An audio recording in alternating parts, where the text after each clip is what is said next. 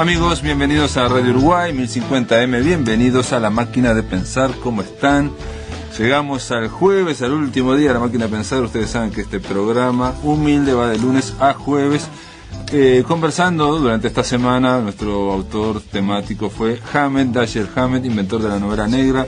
Hoy vamos a tener a Rodolfo Santulo, que va de alguna forma reabrir o reenganchar con su columna de serie negra llamada No tendrá un final feliz. Creo que se llama así, no habrá un final feliz. Es una columna de serie negra de Fito Santulo, que va a tratar de abordar películas, cómics y libros, literatura, todo de serie negra, como lo indica su título. Pero antes de empezar este programa, quiero decirles que tenemos a Jorge Pozzi ahí en controles de emisión y al Flaco Germán en la puesta a punto. También quiero decirles que mañana viernes y pasado mañana sábado va a haber una actividad en torno al libro en la Biblioteca Nacional. Se llama A las Puertas de la Biblioteca, esta actividad, que consiste en una exposición, muestra y venta de libros en un circuito diferente. Esto está organizado por editores independientes, por la propia Biblioteca Nacional y por la Casa de Escritores del Uruguay.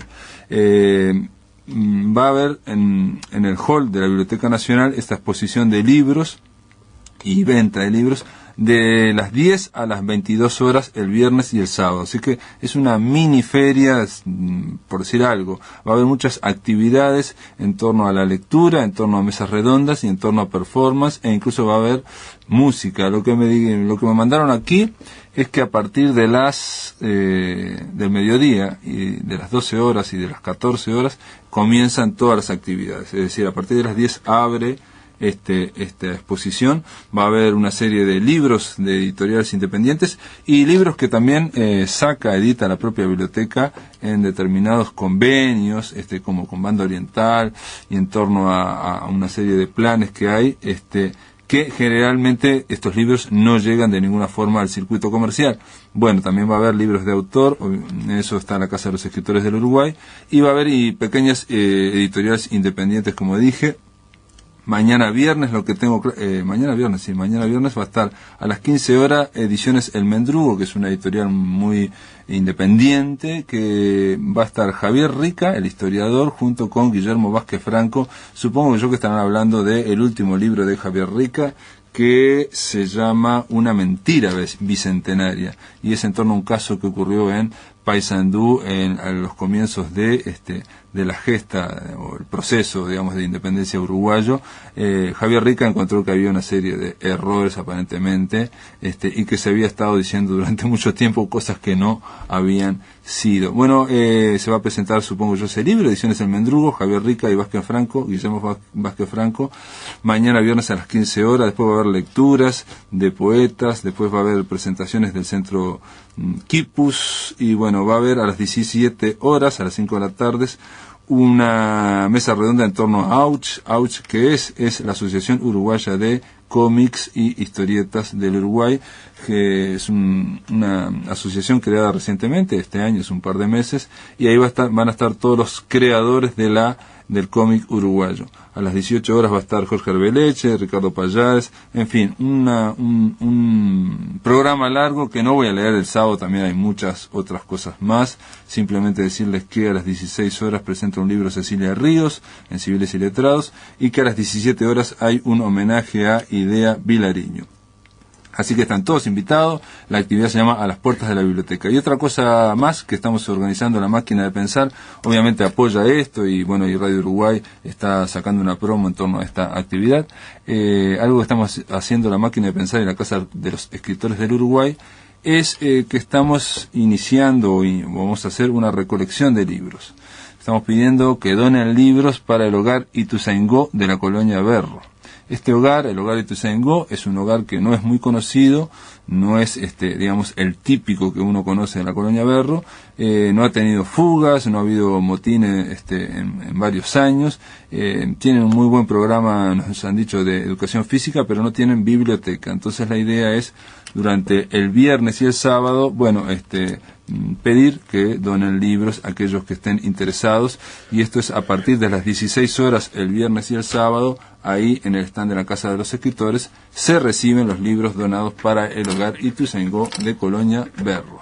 Se pide obviamente que haya libros de ficción, pero otros también pueden ser de textos, y eso es un pedido de que en lo posible sean libros nuevos o lo más nuevo posible.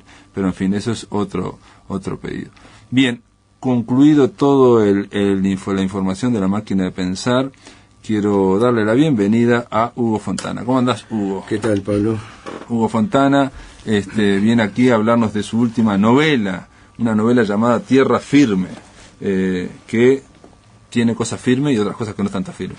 Sí, está frente a un abismo casi, ¿no? El acantilado, todo ese tipo de historias ahí frente al mar, todo el vínculo de literatura y mar, ¿no? Hay un viaje hacia el mar, pero digo, también hay un rescate de lo importante que puede ser la vida, la tierra firme en algún momento. Hay tierra firme en el sentido también de aquello que se puede mover, que después se puede deslizar, que es la narración, que es lo que uno cree que pasó y que es lo que uno cree que está leyendo, ¿no? Eso está todo, no diré inestable, pero bueno, está con ciertos puntos suspensivos. Uno lo ve a partir de que va promediando la novela, ¿no? Que no es todo tan claro como parece. Sí, hay como una suerte de ficción dentro de la ficción, o una multiplicidad de relatos o de propuestas narrativas, pero creo que cuando el lector llega al final de la novela, transitó, digamos, por un argumento que no fue digresivo ni lleno de distracciones. Sí, creo que por lo menos fue lo que yo intenté, ¿no? Vos decís que cierra al final. Yo creo que sí, cierra por varios lados, cierra por el lado emotivo y cierra también por el lado, digamos, de la supuesta o de esa investigación que el editor, que es acaso una de las figuras principales, emprende a propósito de la obra de un escritor ya fallecido, y de el vínculo que el editor establece además con la nieta del escritor, que es la que primero le lleva la tapa de Tierra Firme está muy interesante porque hay una morocha que no podemos verlo totalmente, pero es una morocha vestida de rojo sobre una valija sentada ahí en medio de, digamos, no sé si era selva o en un lugar, un jardín, en un lugar bastante agreste. No está no está en una estación de tren o no está en la ciudad, ¿no? Está en algo que no es ciudad. Y el inicio de Tierra Firme, que es un inicio muy potente, estoy contándolo de la tapa porque tiene que ver con el inicio, porque nosotros en la programación, en la Gacetilla, pusimos que tu novela, Hugo, bordea la serie negra, pero el inicio es totalmente serie negra, es toda la convención, claro, que es la de un detective, en este caso un editor aburrido, que está aburrido y que entra una mujer bastante despampanante, vestida de rojo, irrumpe, digamos, en la calma y deja, en este caso deja una novela, pero en otros casos, ya sabemos, la serie negra es el comienzo. Contrato. Todo comienza con una mujer. Claro, sí. En general todo comienza con una mujer. Más allá de la serie negra. No solo la serie negra, cualquier serie comienza con una mujer. Pero sí, es así, digo, hay una especie de, yo te diría que de parodia o de paráfrasis de lo que es los tópicos del género, y lo único que acá no hay un comisario, sino que hay un editor. Y aparte un detalle que también que estamos anclados en Uruguay, digamos, este editor es un editor de Uruguay o latinoamericano. En ese sentido podría decir que ese es un neopolicial latinoamericano, porque es la idea de la serie negra pero trasplantada al mundo subdesarrollado, digamos, al Uruguay latinoamericano. Yo creo que no es el subdesarrollo el problema, digo, más allá, que no ha permitido, que en Uruguay por lo menos no ha permitido desarrollar el género con toda la potencia que el género en sí permite. Yo creo que es un problema cosmopolita, ¿no? Es mucho más fácil, digamos, desarrollar una investigación, una búsqueda, un secuestro, un crimen, toda la cantidad de claves que se dan a través de un episodio criminal en una novela negra, en una ciudad como, te diría, como San Pablo, que tiene 10 millones de habitantes, o San Francisco, que tiene 3 millones de habitantes, que en Montevideo, donde más o menos, salimos a una esquina y generalmente nos cruzamos con gente conocida. Y menos en el interior del país. Menos en ciudades más chicas todavía, ¿no? Entonces yo creo que ese es, más que su desarrollo o ese tipo de cosas, ese ha sido, el entorno nuestro no ha permitido el desarrollo a fondo del género negro, que es una de las maravillas de la literatura en general y que se viene renovando permanentemente, más allá de que hoy estamos un poco inundados de una cantidad de autores que parecen prefabricados y que hacen una literatura prefabricada. Yo qué sé, yo digo, siempre hablo de Elroy, por ejemplo, de quien soy un lector absolutamente obsecuente, pero también este año descubrí a un inglés que se llama Jake Arnott, que tiene una trilogía fabulosa, recién la están traduciendo, y que también trabaja, raramente para un inglés, trabaja el género negro, un género muy duro, y que mira a través de... O sea, ahí un poco el héroe es el capo mafioso, en lugar del investigador. Pero, o sea, que se va en ese sentido el tópico del género, pero es igual una literatura muy violenta, muy negra, que refleja los últimos 50 años de la sociedad británica. No, yo te decía, capaz que la palabra su desarrollo no estaba bien puesta, pero digo, esa, esa cuestión provisoria que tiene todo, parece lo criminal aquí, ¿no? Claro. Y la policía también, y las instituciones, una cuestión un poco provisoria en el sentido de que, claro, de que lo que decís fue que te encontrás con alguien, son todos conocidos. Todos conocidos. Aquí hay gente que era guerrillera en los 60 y después fue, y hoy soy ministro del Interior. Claro, y hay un hermano del presidente que fue ministro del Interior. En la novela. Dentro de la novela, o sea, hay una serie de cosas, pero que te instalan en el Uruguay en ese sentido de que es muy difícil que se den tramas, no sé, como el mundo del AMPA en Estados Unidos, claro, en ese sentido, por eso, una cosa provisoria. Es que además... atada con alambre. A mí me llamó mucho la atención, quizás además también, estamos teorizando sobre el tema de la urbanización y del escenario cosmopolita, poco cosmopolita que tenemos nosotros, pero quizás también no hayamos dado en la clave, ¿no? con el tema, pero porque, por ejemplo, los otros días un semanario publicó unas estadísticas de asesinatos, porcentaje de asesinatos cada 100.000 habitantes, ¿no? Y nosotros tenemos más homicidios que Estados Unidos, Uruguay. Uruguay está en el 6.5 cada 100.000, y Estados Unidos, que lo tenemos con una sociedad tan violenta que efectivamente lo es, anda por el 5 y pico, y Canadá por el 4, ¿no? Digo que también siempre se nos habla que Canadá es un paraíso al lado de Estados Unidos, pero bueno. Yo creo que nosotros confundimos mucho la ficción televisiva con la realidad social de cada uno de los países. Entonces, también habría que ver qué características tiene el homicidio en Uruguay, ¿no? Yo creo que es o pasional, bueno, que ese homicidio pasional a las 12 horas queda todo aclarado, claro, o de lo contrario es también es parte de la violencia cotidiana, ¿no? De la inseguridad, del robo menor, ese tipo de cosas. Pero no hay un homicidio fríamente calculado, sofisticado, exactamente, como si lo sigue habiendo en otras sociedades, donde además también es más factible pasar desapercibido, ¿no? Claro. Pero esa falta de sofisticación que vos señalás es lo que yo te digo, un poco de esa provisoriedad que hay, digamos, cercana. En el caso de Tierra Firme, el narrador acá es un editor que recibe esta novela de alguien que ya falleció y tiene que viajar al interior, con lo cual se vuelve más provisorio, digamos, digamos, las instituciones, todo se convierte en una gran cercanía, ¿no? Claro, en definitiva, esa primera novela que La Mujer de Rojo le lleva, el editor la publica, tiene mucho éxito, etcétera, etcétera. Y esta Mujer de Rojo, que además vive con su madre, que viene a ser la hija del escritor, descubren un día una serie de papeles inéditos en un baúl que tenían, que estaba en otra casa, no la de ellos, una casa como de veraneo, de descanso, que era del escritor. Y esas dos mujeres estaban convencidas de que el escritor había muerto en un accidente automovilístico. Cuando el editor va, investiga, lee los papeles, se da cuenta de que el escritor estaba narrando, estaba redactando una novela de algún modo comprometida políticamente, con personajes más o menos oscuros, etcétera, etcétera, se ratifica, digamos, la sospecha de que el accidente automovilístico tuvo poco de accidente automovilístico.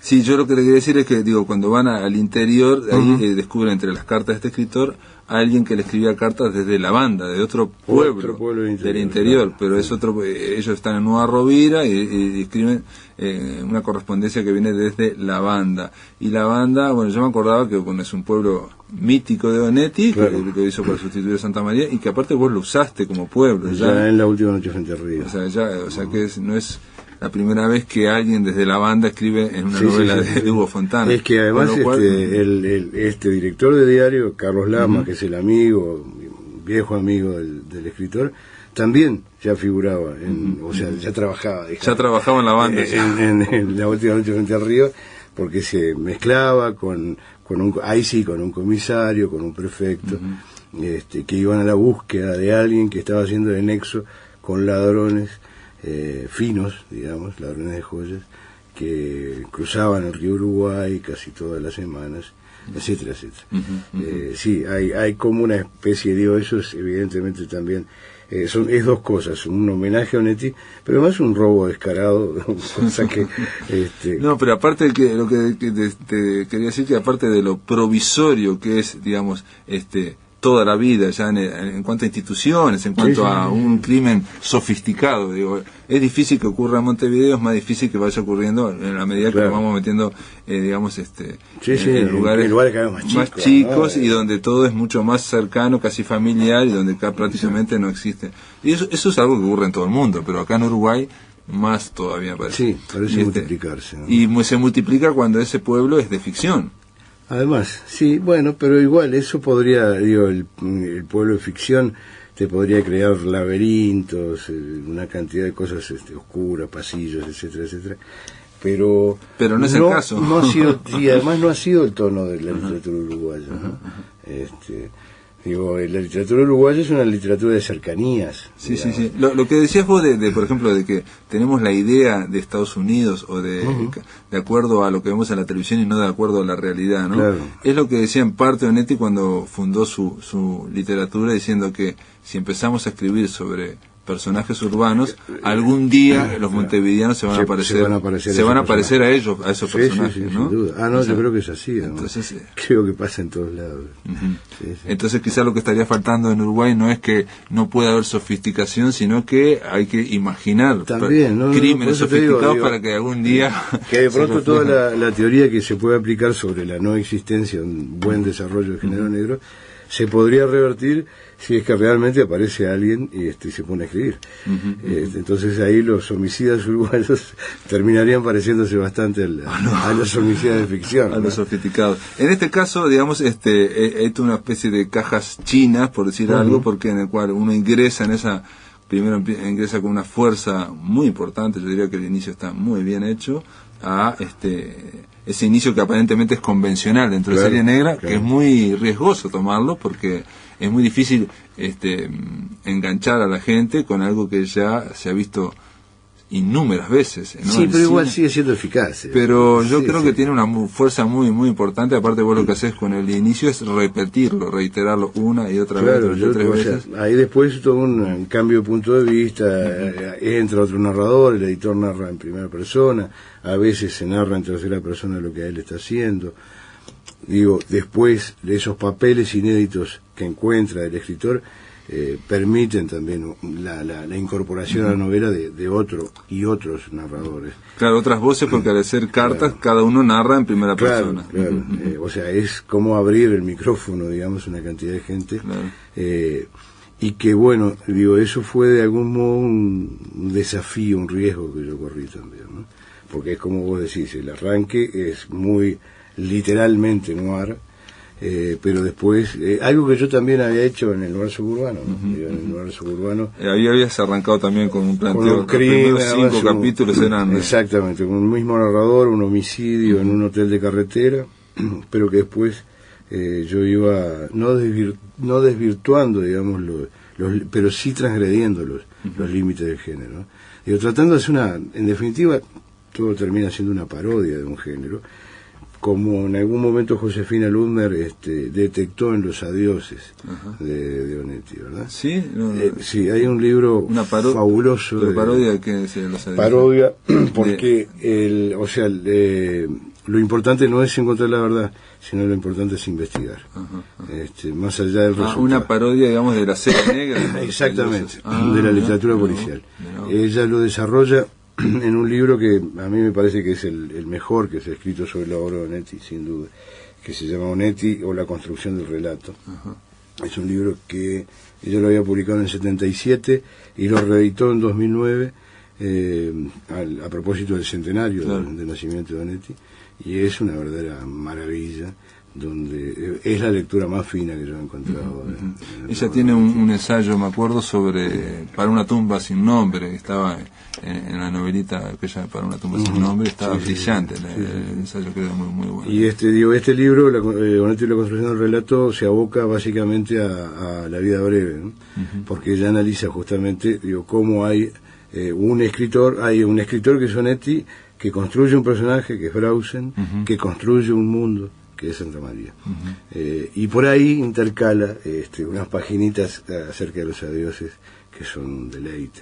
Y ahí ella es donde establece el concepto de parodia, no en el sentido parodia como ironía. No, en el sentido de jugar con una estructura. Como homenaje, como paráfrasis, pero no con ninguna necesidad de atenerse a los tópicos lineales del género. Claro. O sea, no para reírse ni para distanciarse, sino para usar esa estructura para determinado momento y después largarla. Y después largarla o transgredir ciertos tópicos, ciertos límites, que es de algún modo lo que yo me propuse cuando el noir suburbano, básicamente cuando escribí el noir suburbano, y que después, en base a ese aprendizaje, no sé si acertado o fallido, construí Tierra Firme.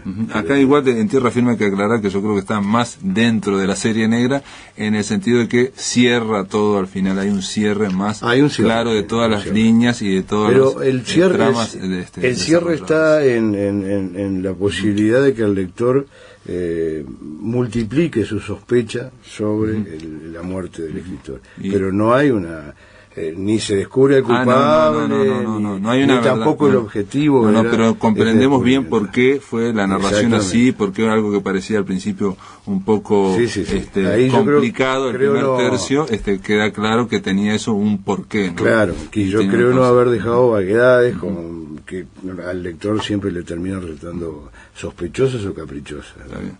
Bueno, después de la pausa continuamos aquí en La Máquina de Pensar conversando con Hugo Fontana. Pero esto después de la pausa. En el aire de Radio Uruguay, La Máquina de Pensar.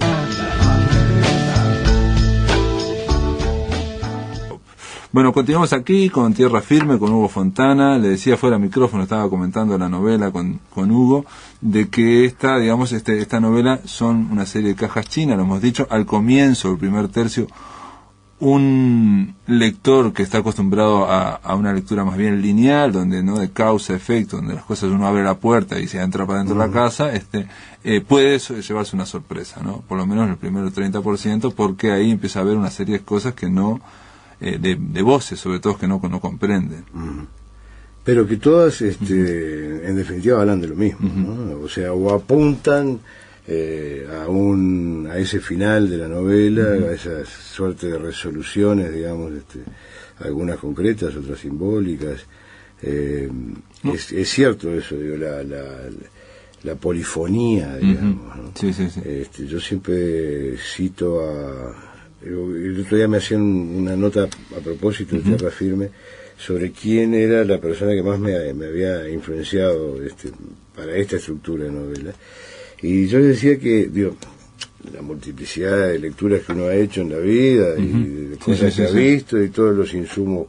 Aparte lo decís en la novela, en la novela lo decís que un autor lo influye no solo lo que ha leído, sino lo que le pasa y lo que está pasando. Pero yo citaba de todos modos a Thelonious Monk, el pianista de jazz, porque hace como 10 años yo vi por primera vez un documental sobre Thelonious, que después, ahora lo tengo en casa, después de mucho tiempo lo logré conseguir, donde él tenía su banda, tocaba el piano, estaban tocando determinado tema, y él de pronto, por las de él, en el piano, empezaba a contradecir la línea armónica de la banda. La banda seguía con lo suyo y él tocaba otra cosa, y después se enganchaba de nuevo con la narración general de la banda, y era impactante aquello, porque era como alguien que te estaba susurrando algo más de todo lo demás, ¿no? Y cómo yo quedé admirado cómo él podía salir y entrar en la historia general, y lo beneficioso, la cantidad de aire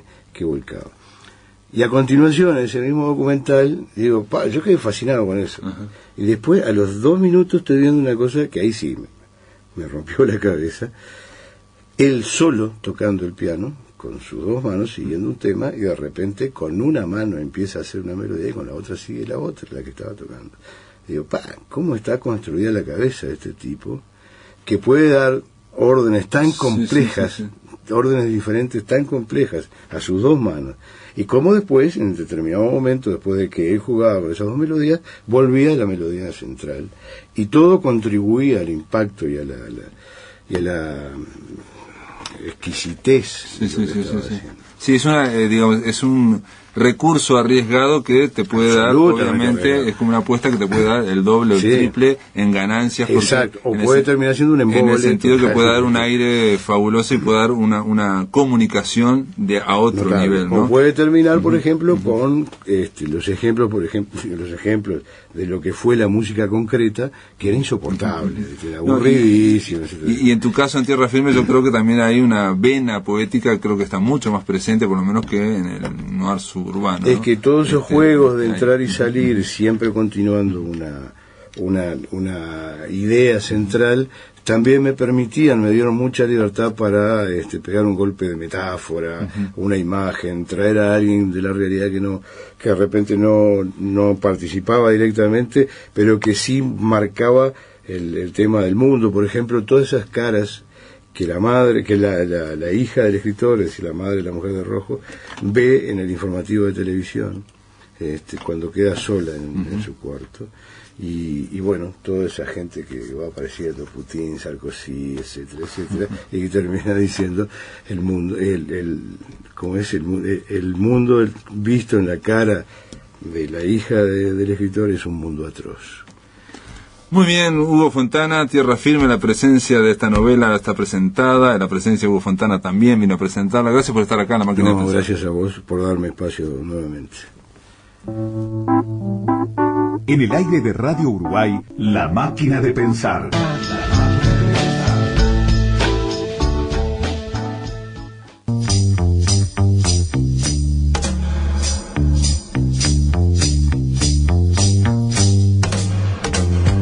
No habrá un final feliz.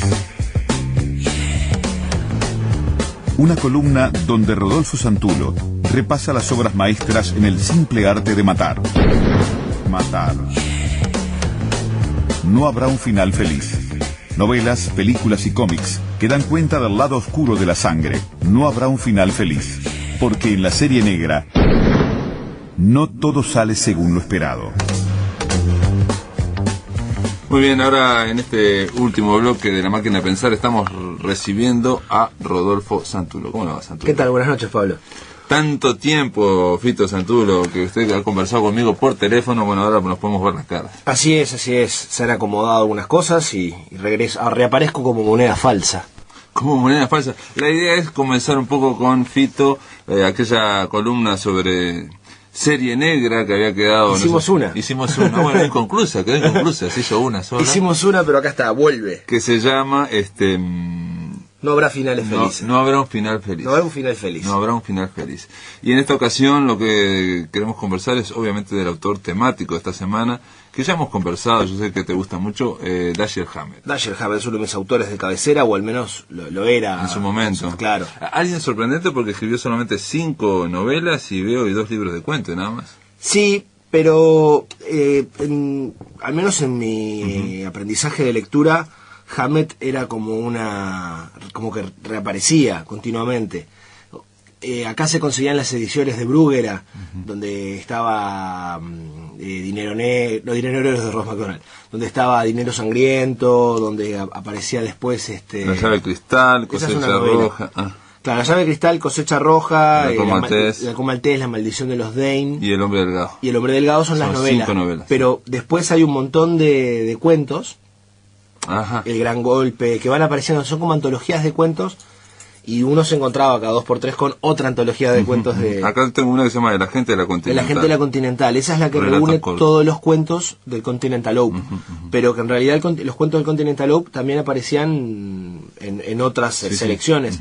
Nunca mezclado con otros autores, siempre selecciones del propio Hammett, pero había según la editorial otro título, y uno encontraba ese cuento que no había leído. Entonces, al menos en mi lectura, se fue extendiendo en el paso de los años.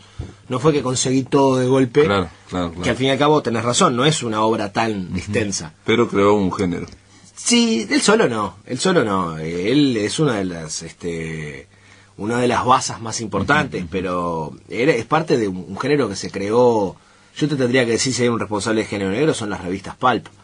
En realidad es un formato el que yo considero que terminó marcando pautas de la publicación y después las reglas del propio género. Claro, lo que dicen los críticos es que los que le dieron un nivel de literatura alta serían Chandler, Hammett y Ross McDonald, ¿no? Esa es la santa trinidad de la novela negra.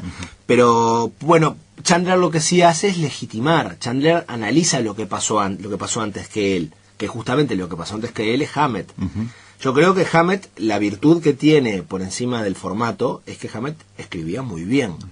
Entonces eso hizo que el propio género estableciera cotas de calidad. Pero por la misma época que estaba Hammett, también estaba William Riley Burnett, el escritor de La jungla de asfalto, sin ir más lejos. Entonces había otros escritores de la misma talla. Después hay otro que no lo menciona nadie, que es James Cain, ¿no? Lo ponen siempre aparte. Como es que James Cain está aparte, pues yo creo que por mérito propio, no porque lo dejan... Porque de alguna forma no hay detective, no hay nada, sino que en James Cain lo que hay es algo negro que ocurre. Claro, y en ocasiones lírico, y en ocasiones, o sea, melodramático. Totalmente. Veces, no sé si leíste Serenata, que es un cantante de ópera que por distintas razones termina dado la fuga con una mujer mientras lo persiguen unos mafiosos. Y así como lo cuento, puede sonar emocionante, en realidad es profundamente triste. Es un tipo vacío que se pasea por desiertos y ya no tiene nada de lo que le daba la vida, que era el canto.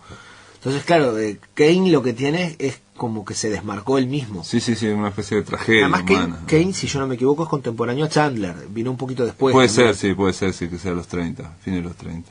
Bueno, y de Hammett, ¿qué es lo que te gusta? ¿Te gusta la gente de la Continental? Exactamente, a mí, de hecho, de pura casualidad, querido oyente, porque en realidad Silva repartió los temas de Hammett y a mí me tocó el Continental Loop sin siquiera preguntármelo. Claro. Pero dio la tecla porque es mi personaje favorito de Hammett. En particular, en algún momento de mi adolescencia yo buscaba una y otra vez los cuentos de Continental Loop. Cuando descubría que era un cuento de Continental Loop me emocionaba muchísimo. Que descubrirlo era muy fácil, el tipo no tenía nombre. Entonces, cuando a medida que avanzaba el cuento... Leí que incluso está basado en un personaje real. Está basado en su mentor. Un mentor de... Porque en algún momento de su extensa y variada vida, Hammett fue detective privado de la Pinkerton. Trabajó para la Pinkerton, que debe ser la agencia de detectives real más famosa de la historia. Y dentro de la Pinkerton, él siempre decía que conoció a dos personas en particular. Uno fue su mentor, él tuvo muy poco tiempo en la Pinkerton. Y el otro era el jefe. Ambos personajes aparecen en la saga de la gente de la Continental. Su mentor es el protagonista, que de hecho está descrito por Hammett como era realmente ese hombre.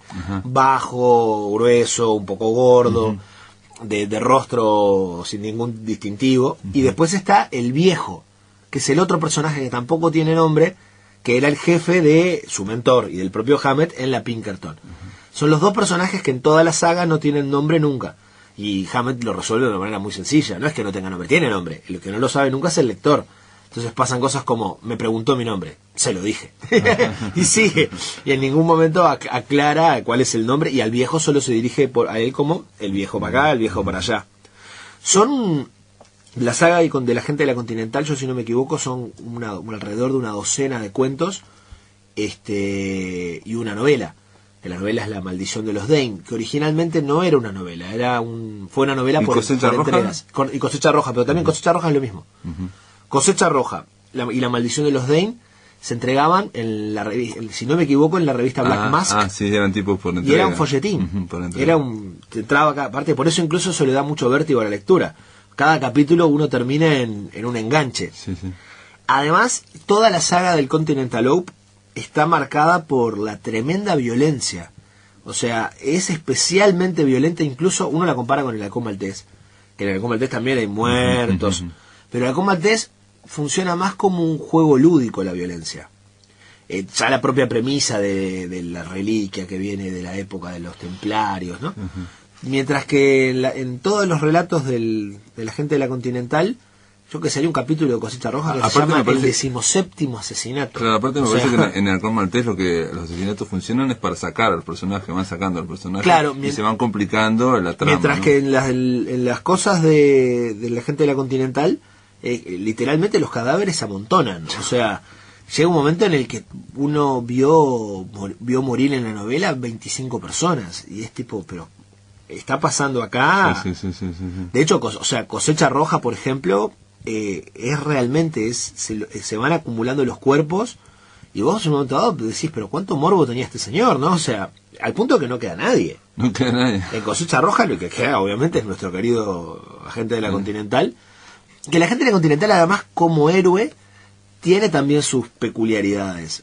Porque si te fijas, Spade, que es el otro personaje bastante recurrente de Hammett, si bien es un tanto cínico, un poco cáustico, y mucho menos romántico que Philip Marlowe, por decir otro, que aunque Philip Marlowe en ocasiones se pasa un poco de Quijote, el agente de la Continental es un tipo práctico, antipático, de muy pocas palabras, casi carece de sentido del humor. Una de las principales vueltas de la novela negra es que tengan cancha. La gente de la Continental es un detective, es un sabueso, y punto.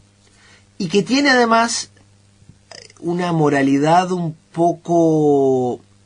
Él tiene ética y tiene moral, pero los límites de su ética y su moral pueden extenderse lo que le haga falta.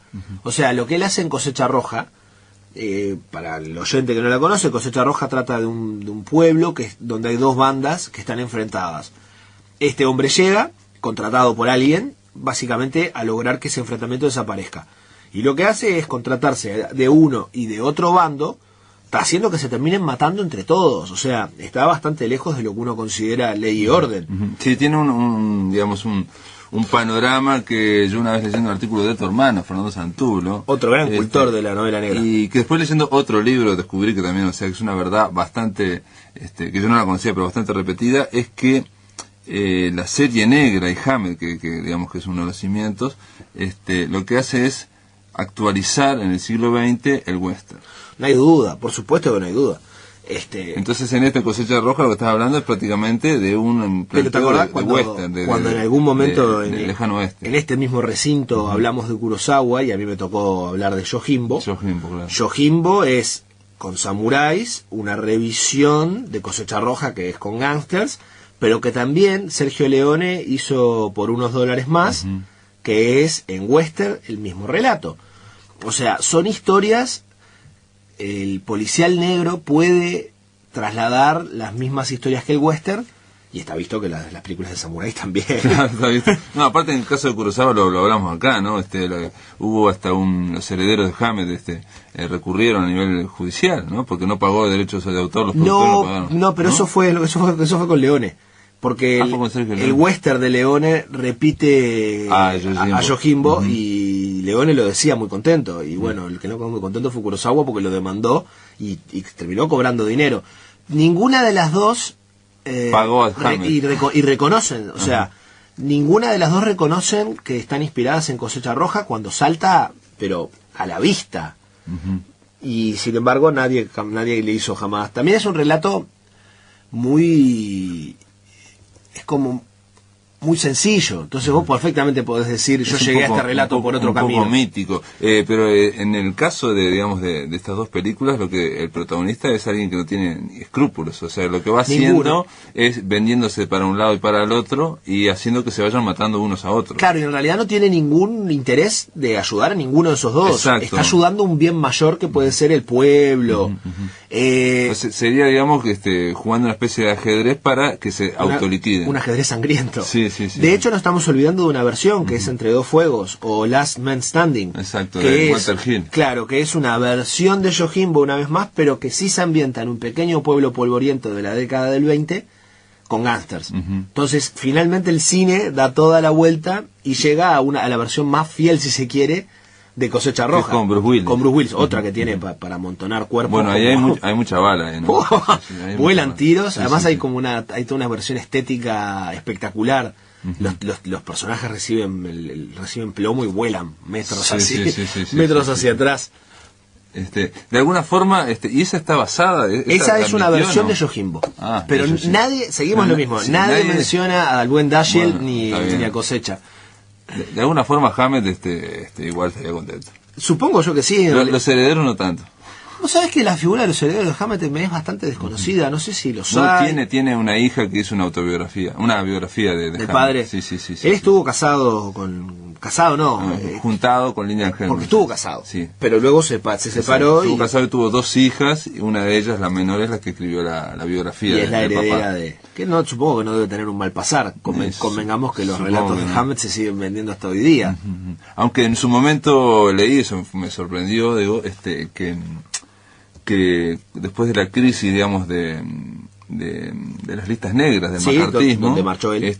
Los libros de Hammett fueron retirados de las bibliotecas públicas y aparte no se reeditaron, digamos, durante un tiempo. Entonces probablemente... Juan Sasturán, en el artículo, dice que precisamente que el Estado no compró durante un cierto tiempo libros de Hammett. Entonces probablemente nosotros tengamos más sencillo conseguir material de Hammett que los propios gringos. No, capaz que eso habrá sido 10 años después del macartismo. Y se acomodó. ¿No? Sí. Bueno, digo, igual la reivindicación de Hammett tardó unos 20 años, 25 años. Sí, primero había tenido todo un pasaje muy exitoso cuando en la serie negra en Francia lo empezó a rescatar todo el policial negro. Pero Hammett es un autor que fue traducido, nosotros lo manejamos como uno de los autores de cabecera, porque las traducciones de Hammett acá se encuentran a granel.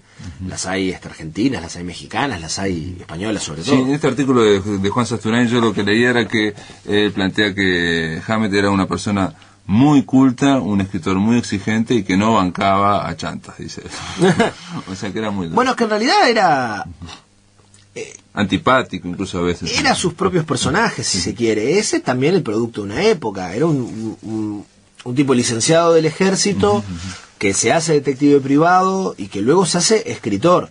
Y escritor nunca ha sido un oficio, salvo cuando si te va muy bien, que te permita llegar muy calmo. Entonces, sí, aparte yo veo, Cosecha Roja, que es la primera, es editada el 1 de febrero de 1929. En plena depresión. O sea, el año 29 edita 2 novelas, La maldición de los Danes, y después la siguiente el año 30, El halcón maltés. Y además era... O sea, estamos hablando del momento en que hace... Y él vivía del propio formato, además. Él vivía de publicar en las revistas Pulp. Y las revistas Pulp, justamente, lo importante y lo popular que tenían era que eran económicas.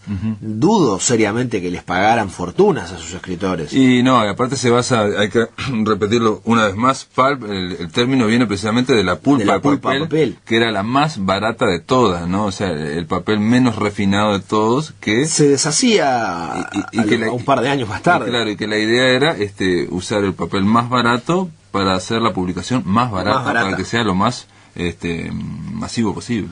Y bueno, insisto, no creo que le pagaran a los escritores en demasía.